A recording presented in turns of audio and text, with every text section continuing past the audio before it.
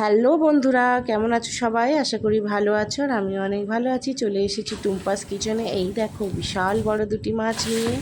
ভাবছো কি করে কাটবো? চলো কাটাটা দেখে নাও বন্ধুরা।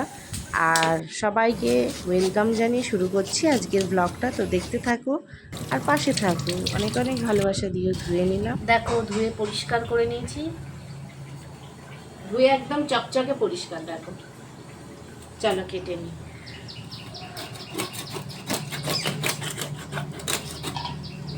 একদম টাটকা মাছ, সুন্দর।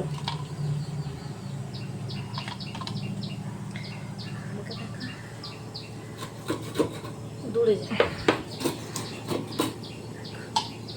সুন্দর একদম টাটকা মাছ দিয়ে বানিয়ে ফেলবো আজকে টক।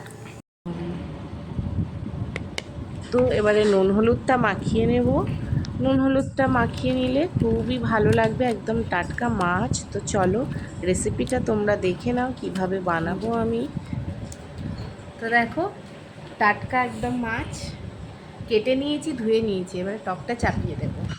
মাছটা ছোট ছোট করে কেটেছি, টক হবে বলে বন্ধুরা, কিছু ভেবো না কিন্তু। তো এই দিকে দেখো, আমি কুমড়োটা কেটে নিয়ে জলে দিয়ে দিয়েছি, মাছগুলো ভাজা হচ্ছে। আর এই দেখো, আমসি জলে ভিজিয়ে দিয়েছিলাম, নরম হয়ে গিয়েছে। দিয়ে দেবো নুন, আর দিয়ে দেবো একটু হলুদ। আর এইদিকে নুন দিয়ে রেখে দিয়েছিলাম নিম পাতাগুলো, গুঁড়িয়ে নেব। আর এই দেখো, আলু মাখাতেই দিয়ে দেবো।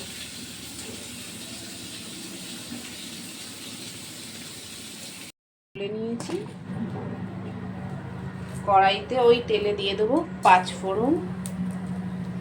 পাঁচফোড়নটা গরম হয়ে গেলে দিয়ে দেবো কেটে রাখা কুমড়োগুলো।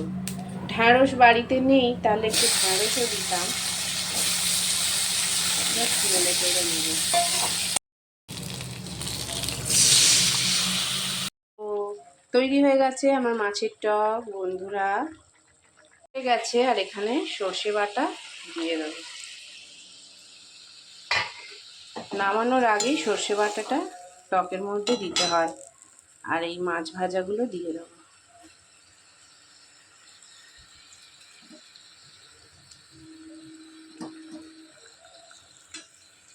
টক কেমন লাগলো অবশ্যই জানিও। আর আমি তো খাওয়ার সময় তোমাদের সাথে শেয়ার করবই। তো আমার খুব ফেভারিট এই মাছটা। আর এই মাছটা টাটকা মাছ দিয়েই টকটা তৈরি হয়। তো চলো স্নান করে আসি। আর এই যে নিম পাতা মাখাটা, তেতো আর টক দুটো দিয়েই খাওয়া হবে আজকে। খুব মজা আমার। টাটা।